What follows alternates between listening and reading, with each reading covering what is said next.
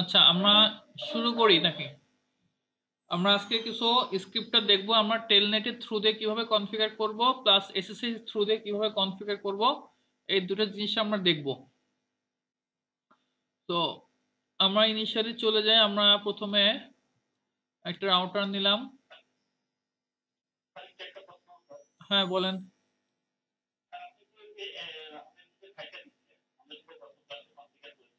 হ্যাঁ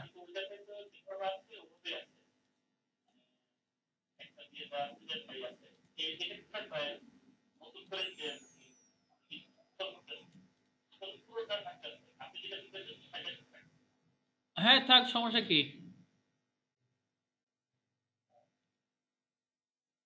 আমি জাস্ট এটা নতুন করে নিলাম, আপনারা ইচ্ছা করলে নতুন করে নিতে পারেন, কোনো সমস্যা নাই, ইচ্ছা আপনার। আচ্ছা, লাস্ট ক্লাসে তো আমরা ভেরিয়েবল নিয়ে ডিসকাস করছিলাম, তাই না? তো আমরা আর প্রোগ্রামিং এর বেশি কিছু ওদিকে যাব না, জাস্ট আমরা ইনে নাটশেল আমরা যেটা যা যেটুকু দরকার হয় সেটুকু আমরা দেখব। তো আমি আমার এই মেশিনটা ওপেন করি, এখানে আমি আমার ফিজিক্যাল মেশিন থেকে কানেক্টিভিটি এস্টাবলিশ করতে হবে এই রাউটারের সাথে, সেটা আগে আমি কাজটা করে নেই। আমার এটা পোর্ট নাম্বার 0/0-তে আমি নেট নিছি। So interface fast ethernet 0/0, IP address আমি ডিএসসিপি করে আইপি নেব, ডিএসসিপি আইপি অ্যাড্রেস, ডিএসসিপি। এই নেট নেওয়ার জন্য কি করতে হবে বাবলু ভাই? আগে ভিএমওয়ারটা ইনস্টল থাকতে হবে, তাই তো? ভিএমওয়ার ইনস্টল থাকতে হবে। এবং দেখেন, এখানে যদি আমরা যাই ncpa.cpl, এই যে আমার এইখান থেকে সে আইপিটা নিবে। ভিএম নেট হচ্ছে VMware network adapter, VM net 8 থেকে আইপি নেয়। আচ্ছা, এটাতে আমার এখনো আইপি আসে নাই কেন?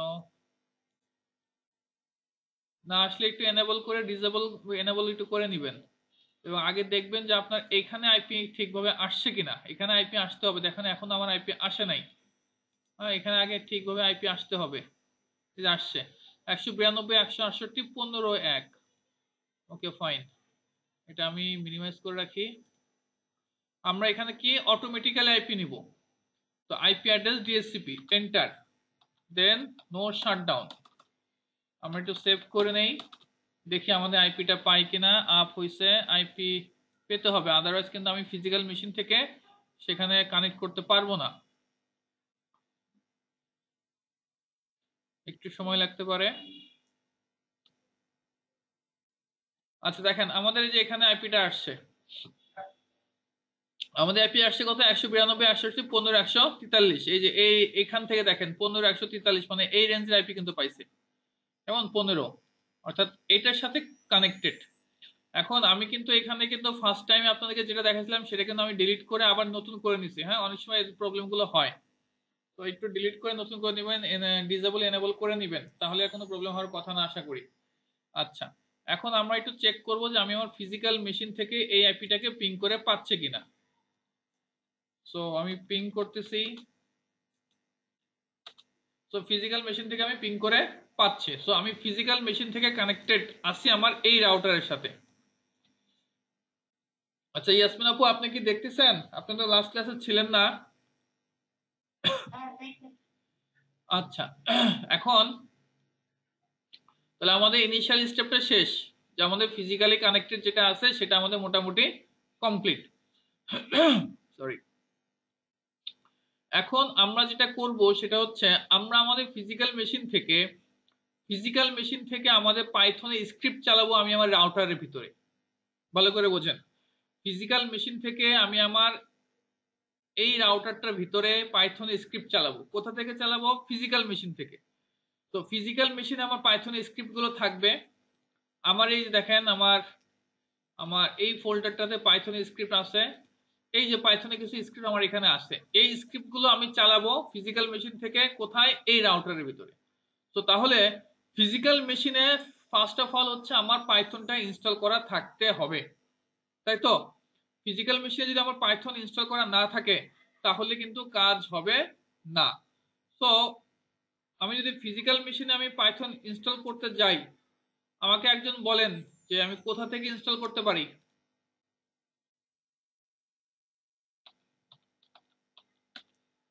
পাইথন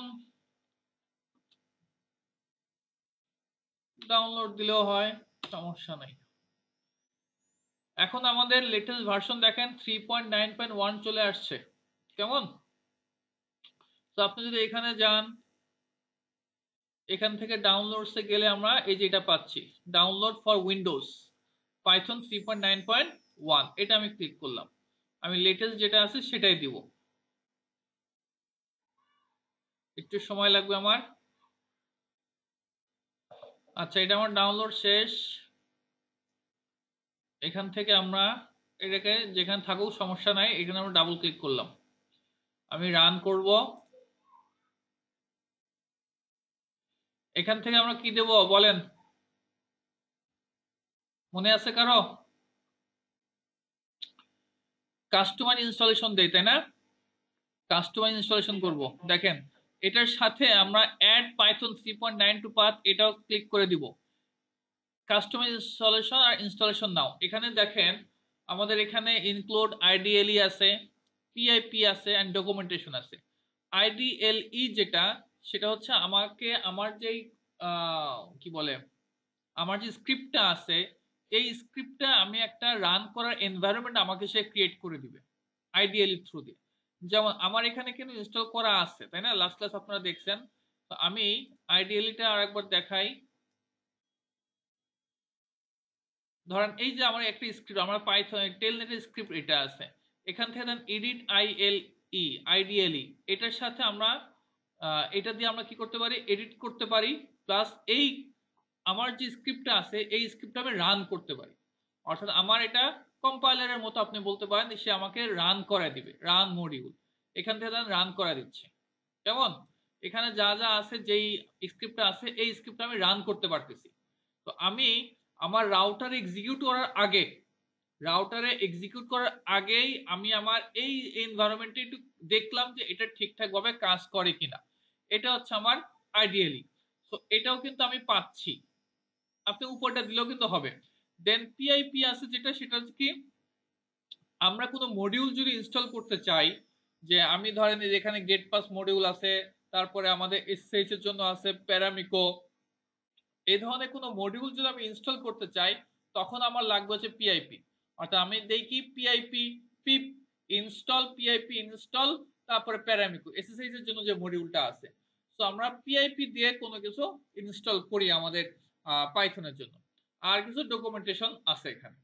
সো আপনি ইচ্ছা করলে এটাও দিতে পারেন। এটা জমা হবে কোথায়, সি ইউজার্স আইটিবিটি app data local programs Python Python 3.9 এখানে। আর আপনি যদি এটাও দিতে পারেন কোনো সমস্যা নাই। দেখেন একই জিনিস আপনার ডকুমেন্টেশন আপনি রাখতে পারবেন। আমি চাই ডকুমেন্টেশন চান কি চান না সেটা দিতে পারেন। পিআইপি আমার দরকার আছে, আইডিএল আমার দরকার আছে, পাইথন টেস্ট সুইটের আমার দরকার আছে, বাকি যেগুলো আছে সেগুলো আমার সব দরকার। তো আমি এগুলো টিক দিয়ে দেখলাম। আপনি যদি এটা আনটিক করে দেন, আনচেক করে দেন, তাহলে পিআইপিটা কিন্তু ইনস্টল হবে না, আপনাকে ম্যানুয়ালি আবার পিআইপিটা ইনস্টল করতে হবে। সো আমি পিআইপি ইনস্টল হোক আমি চাই, পিপ। দেন নেক্সট, এখানে এখানে দেখেন অ্যাডভান্স অপশনে কিছু বলা আছে যে ইনস্টল ফর অল ইউজার্স।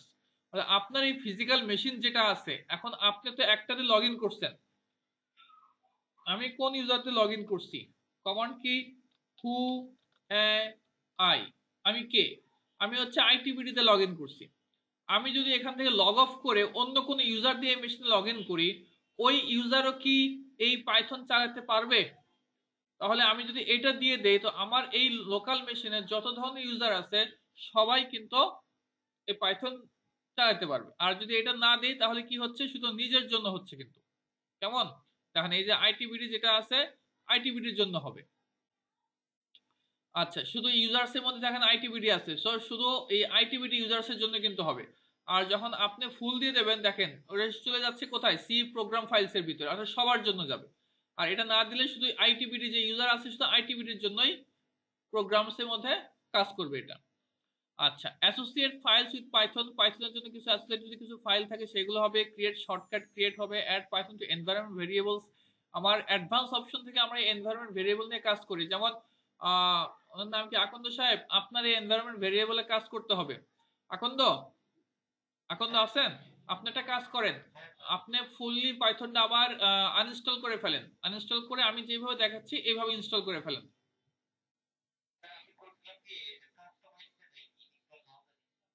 আচ্ছা আপনি এইভাবে করেন, আপনি ফুললি আপনি আনইনস্টল করে আবার নতুন ভাবে আমি যেভাবে দেখাচ্ছি এইভাবে ইনস্টল করেন, কেমন? আচ্ছা করে ফেলেন। সো আমরা এখানে যা আছে ডিফল্ট যা আছে সেটা থাকুক, কোনো সমস্যা নাই, কোনো প্রবলেম নাই। আপনার এগুলো দিয়ে দিতে পারেন, তাহলে সে ডাউনলোড হবে, কিছুক্ষণ সময় সে নিবে।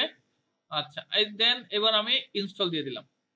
আচ্ছা দেখেন verified publisher Python software foundation, এই পাবলিশারটা অবশ্যই দেখে নেবেন যখন আপনারা ইনস্টল করবেন। যে কোনো সফটওয়্যার, যে কোনো সফটওয়্যার যখন ইনস্টল করবেন, ভেরিফাইড পাবলিশার যে রিলেটেড যে সফটওয়্যারটা ইনস্টল করতেছেন ওই কোনো কোম্পানি সেই পাবলিশার আছে কিনা সেটা আগে চেক করে নেবেন। যদি থাকে বুঝবেন যে এটা ভেরিফাইড কোন একটা সফটওয়্যার, আদারওয়াইজ কিন্তু কোনো ম্যালওয়্যার বা কোনো ম্যালিসিয়াস সফটওয়্যার কিন্তু হতে পারে। তো আমি দেখতে পাচ্ছি যে মোটামুটি ঠিকঠাক আছে। ফাইল অরিজিন কোথায়? হার্ড ড্রাইভ অন দি কম্পিউটারে এটা স্টোর হবে। Okay fine, yes. আমার ইনস্টল হচ্ছে 3.9.1 core interpreter. Python is A one kind of interpreter, 64 বিটের জন্য আমার এখানে ইনস্টল হচ্ছে। তো আমরা এখানে আরো কিছু যদি একটু জানতে চাই,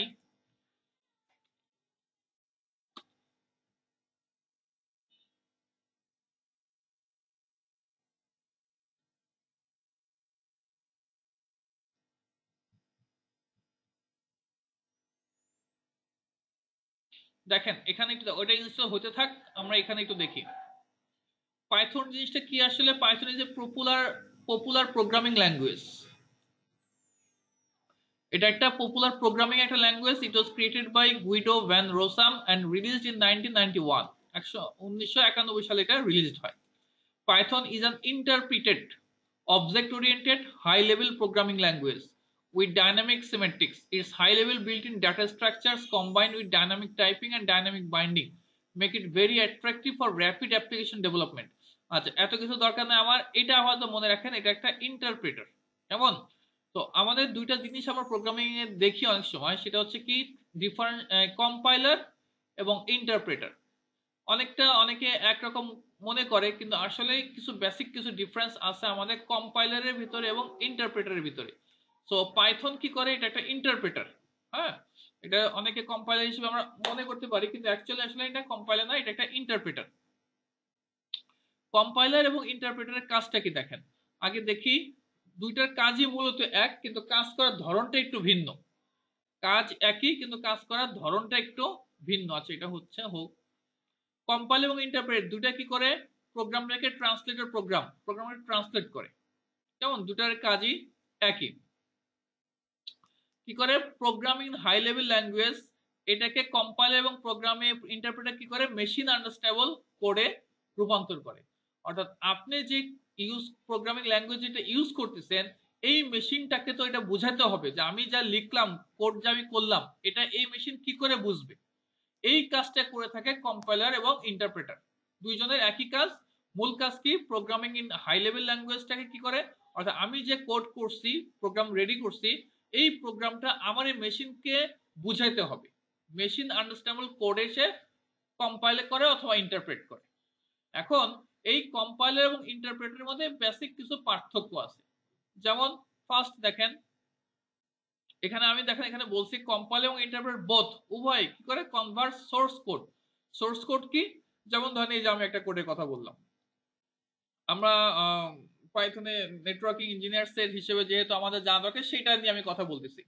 তো এইটাকে সে কি করবে, এই কোডটাকে সে কি করবে, সোর্স কোড, সোর্স কোডটাকে কি করবে high level language from high level to its lower লেভেলে সে জাস্ট কনভার্ট করে, আর কিছু না। এখন লোয়ার লেভেল বলতে কি বোঝাচ্ছে, এই যে মেশিন আন্ডারস্ট্যান্ডেবল কোডে সে কনভার্ট করে, দ্যাটস ইট, আর কিছু না। এখন কম্পাইলার এবং ইন্টারপ্রেটারের মধ্যে পার্থক্য দেখেন, it scans whole source code and translate the whole program at a time. অর্থাৎ তাহলে আমরা কি বললাম, আমাদের পাইথন যেটা সেটা হচ্ছে ইন্টারপ্রেটার, তাই না, সেটা কিন্তু কম্পাইলার না। তো দুইটার কাজই যদিও এক, কিন্তু দুইটা একটু ভিন্ন ওয়েতে কাজটা করে। তাহলে কম্পাইলার কি করতেছে, কম্পাইলারটা করবে কি যে আপনার এখানে যে হোল যে কোডটা আছে, ধরেন এই যে এটার কথাই বলি, এটাকে সে কি করে পুরাটুকু রিড করবে, ভালো করে কম্পাইলের কথা বলতেছি। এই পুরাটুকুকে রিড করবে, পুরাটুকুকে রিড করে কি করে সে তারপরে এক্সিকিউট করে এই প্রোগ্রামটা। এটা হচ্ছে কম্পাইলারের কাজ। আর ইন্টারপ্রেটার কি করে, it translates the source code line by line, সে লাইন বাই লাইন ট্রান্সলেট করে। যেমন এখানে দেখেন, এই যে আমার এখানে আছে, আমি কিছু মডিউল এখানে ইট করছি, এটা আমি পরবর্তীতে আসতেছি। প্রথম কি আছে, এন্টার দ্য ডিভাইস আইপি, তারপরে কি আছে, enter your telnet user name, তাই না? তো প্রথমে কিন্তু এই লাইনটা, তো ইন্টারপ্রেটার যেটা হয় সেটা কি, সে লাইন বাই লাইন ট্রান্সলেট করার ট্রাই করে। দেখেন আমি রান করি এইটা, দেখেন প্রথমে সে কি করতেছে, এন্টার ইউর ডিভাইস আইপি, মানে এই যে এন্টার ইউর ডিভাইস আইপি, এখানে যদি আমি ডিভাইস আইপি দেই, মনে করেন আমি একটা ডিভাইস আইপি দিলাম আপাতত, এন্টার, তারপরে কি বলতেছে, enter your telnet user name, then তারপর আপনার টেলনেট ইউজার নেম দিবে। তার মানে হচ্ছে interpreter line by line translate করার ট্রাই করে। আর কম্পাইলার কি করে, কম্পাইলার হোল কোডটাকে প্রথমে রিড করবে, দেন তারপরে একসঙ্গে সে ট্রান্সলেট করে। আচ্ছা, এখানে দেখেন স্ক্যানিং টাইম ইজ হাই, যেহেতু স্ক্যানিং টাইমটা হাই হবে বিকজ সে সব একসঙ্গে পড়তেছে, স্ক্যানিং টাইম একটু হাই হবে। But execution time is less, সে যেহেতু সবগুলো একসঙ্গে পড়ে ফেলছে, পড়ে এক্সিকিউট করতেছে, দ্যাটস ওয়াই এক্সিকিউশন টাইমটা একটু কম হবে। বাট আমাদের ইন্টারপ্রেটারের ক্ষেত্রে কি হয়, স্ক্যানিং টাইম ফাস্টার, যেহেতু একটা একটা করে স্ক্যান করে, সো এটা ফাস্টার হবেই, এটা হোলটা তার করতেছে না, সো টাইমটা একটু ফাস্ট হবেই।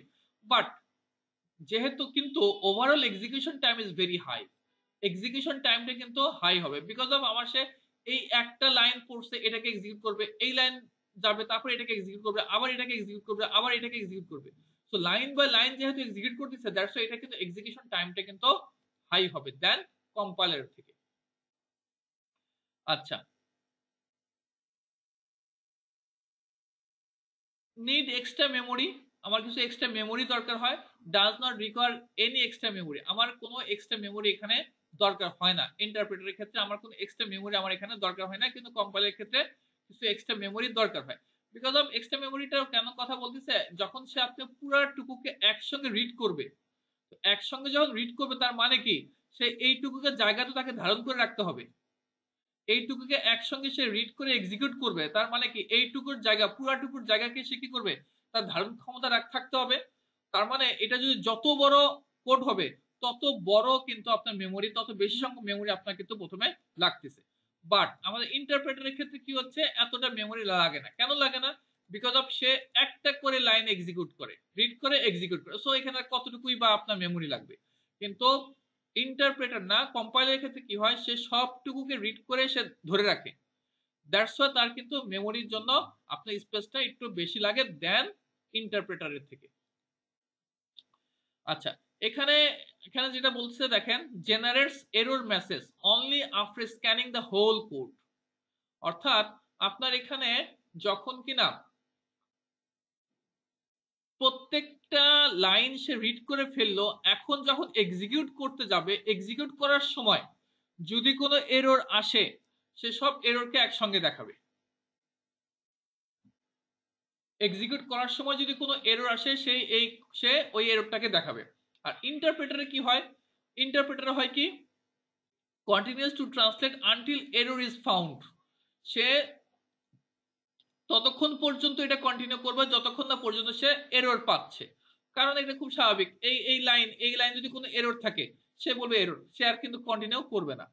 এটা ওকে ফাইন, এটা ঠিক আছে, এটা সুন্দরভাবে এক্সিকিউট হয়েছে, এখানে সে এরর পাইছে, এখানে সে এরর যখনই পাবে তখনই থেমে যাবে, তখন কিন্তু পরে এগুলো কিন্তু সে ট্রান্সলেট করবে না, বিকজ আমি বারবার বলতেছি ইন্টারপ্রেটার কি করে, লাইন বাই লাইন এক্সিকিউট করে। কিন্তু কম্পাইলার কি করে, কম্পাইলার হোল কোডটাকে আগে পড়ে, দেন তারপরে তার যদি কোনো এরর থাকে সেই এরর গুলো দেয়। দ্যাটস ওয়াই আপনার কিন্তু ডিবাগ করতে গেলে এটা একটু কিন্তু অসুবিধা, কারণ আপনি পুরাটুকুর ভিতর থেকে একটা এসে আপনাকে এরর দিচ্ছে, কিন্তু আপনাকে বুঝতে সমস্যা হবে যে এখানে এররটা আসলে অ্যাকচুয়ালি কোথায়। বাট ইন্টারপ্রেটারে কি, ইন্টারপ্রেটারে কিন্তু আমার step by step, line by line যেহেতু আমাকে এক্সিকিউট করতেছে, এবং এই লাইন এক্সিকিউট করার পরে যদি এখানে এরর পায়, এখানে সে সাথে সাথে এররটা দেখাবে যে এখানে তোমার এরর। দ্যাটস ওয়াই এটা কিন্তু ডিবাগিং এর ক্ষেত্রে বা রানিং এর ক্ষেত্রে, রান বা ডিবাগ যেটাই বলেন, এটা কিন্তু সহজ, হ্যাঁ, সুইটেবল। সো এখানে বলছে not so good for debugging, good for debugging, আমার এটা ডিবাগিং এর জন্য এটা ভালো। উদাহরণ হিসেবে আমরা বলি সি, সি প্লাস প্লাস হচ্ছে আমার কম্পাইলার, পাইথন, রুবি এগুলো হচ্ছে আমার ইন্টারপ্রেটার। আচ্ছা, এই পার্থক্য বুঝতে কারো কোনো সমস্যা আছে? অনেক বকবক করে ফেললাম না, কোনো সমস্যা আছে? আচ্ছা আচ্ছা, আমি কিন্তু প্রোগ্রামিং এ খুব বেশি ভালো না, আমি আমার যতটুকু আমার জানা আছে সেটা আমি আপনাদের সাথে শেয়ার করলাম। হ্যাঁ, আচ্ছা, এই পাইথনের ইউজেসটা কোথায় আছে, কোথায় কোথায় আমরা পাইথন ইউজ করতে পারি? দেখেন, Python is used in virtually every industry and scientific field that you can imagine. অর্থাৎ আমাদের এখনকার সময়ে পাইথন কিন্তু সমস্ত জায়গাতে আমরা ইউজ করতে পারি, এবং ইন ফিউচারে পাইথনের ডিমান্ডটা অনেক বেশি হবে। ইন ফিউচার বলতে অ্যাকচুয়ালি আসলে এখনো পাইথনের ডিমান্ড অনেক বেশি। সো পাইথন ল্যাঙ্গুয়েজে যারা প্রোগ্রামিং এর ক্ষেত্রে আছে, পাইথনটা খুব ভালো। ডাটা সায়েন্সের ক্ষেত্রে আমরা পাইথন ইউজ করি, মেশিন লার্নিং এর ক্ষেত্রে পাইথন, ওয়েব ডেভেলপমেন্টের ক্ষেত্রেও পাইথন আছে, কম্পিউটার সায়েন্স এডুকেশনের ক্ষেত্রে তো আছেই, কম্পিউটার ভিশন ইমেজ প্রসেসিং এর ক্ষেত্রে আমরা পাইথন ইউজ করি, গেম ডেভেলপমেন্টের ক্ষেত্রে ইউজ করি, মেডিসিন ও ফার্মাকোলজিতে ইউজ করি, বায়োলজি এবং বায়ো ইনফরমেটিক্সে আমরা ইউজ করি, নিউরো সায়েন্স এবং সাইকোলজিতে ইউজ করা হয়, অ্যাস্ট্রোনমিতে ইউজ করা হয়।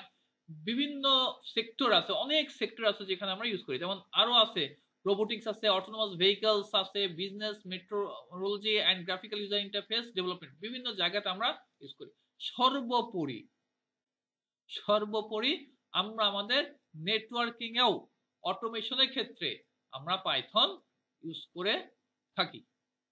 এটা হচ্ছে আমাদের মূল। যেমন এইগুলো হচ্ছে প্রোগ্রামার যারা আছে তারা এগুলো করবে। আমরা আমাদের এই লেভেলটাতে আমাদের ফুল নেটওয়ার্কটাকে অটোমেশন করার জন্য আমরা আমাদের পাইথনটা স্ক্রিপ্টটাও ইউজ করতে পারি। ওকে, তো আমরা যাচ্ছিলাম এখানে কতদূর হলো আমাদের একটু দেখে আসি। আমাদের মোটামুটি সেটা ওয়াজ সাকসেসফুল, কমপ্লিট। দেন আমরা ক্লোজ করে ফেলি, ক্লোজ। সো এখন এখন আমরা জাস্ট পাইথন ইনস্টল হয়েছে কিনা বুঝবো কিভাবে? এখানে জাস্ট আপনি পাইথন লিখবেন, লিখে এন্টার দিবেন। যদি দেখেন যে এরকম আসছে, তার মানে বুঝে যাবেন যে আপনার পাইথন ইনস্টল হয়েছে। লেখাই আছে দেখেন পাইথন 3.9.1, এখানে আপনার পাইথনটা ইনস্টল হয়ে গেছে। নর্মাল সিএমডি তে যখন আপনি পাইথন ইনস্টল করার আগে পাইথন কমান্ডটা দিবেন, সে কিন্তু কিছুই বলবে না, সে কিন্তু নিবেই না। কেমন? যখন পাইথন ইনস্টল করবেন দেন তারপর যদি এটা দেন, আপনি বুঝবেন যে আপনার পাইথন রেডি, ইনস্টল এখানে কমপ্লিট। তো তাহলে আমরা এতক্ষণ যা ডিসকাস করলাম তার মধ্যে আমরা কি বেসিক ডিসকাস করলাম? আমরা আমাদের এই যে এই রাউটারটাতে পাইথন স্ক্রিপ্টের থ্রু দিয়ে কোনো কনফিগারেশন করব, অটোমেটিক কোনো কনফিগারেশন আমরা করব। দ্যাটস ওয়াই এই রাউটারটাতে আমার ফিজিক্যাল মেশিনে আমার পাইথন স্ক্রিপ্ট থাকবে, ফিজিক্যাল মেশিন থেকে আমি আমার এই রাউটার পাইথন স্ক্রিপ্টগুলো চালাবো। তাহলে ফিজিক্যাল মেশিন থেকে যদি আমি পাইথন স্ক্রিপ্টগুলো চালাতে চাই, তাহলে ফিজিক্যাল মেশিনের সাথে আমার এই রাউটারের কানেক্টিভিটি থাকতে হবে। তো ফিজিক্যাল মেশিনের সাথে রাউটার কানেক্টিভিটির জন্য আমি আমার এই নেট থেকে অটোমেটিক্যালি আইপি নিছি, আইপি করে আমি আমার পিং করে দেখতে পারছি যে আমি আমার এই রাউটারের, এই যে আমার রাউটার আইপি, এটা এই রাউটার আইপি, এই রাউটার আইপিতে আমি আমার পিং পাচ্ছি আমার ফিজিক্যাল মেশিন থেকে। তাহলে ফিজিক্যাল মেশিনের সাথে আমি কানেক্টেড আছি। তো এখন আমরা কি করব? টেলনেট অথবা এসএসএইচ এর থ্রু দিয়ে আমি আমার এই রাউটারের ভিতরে যে কনফিগার করা দরকার সেই কনফিগার গুলো করব। এইটুকু ক্লিয়ার? কারো কোনো প্রবলেম আছে? কোনো কনফিউশন? শামীম ভাই,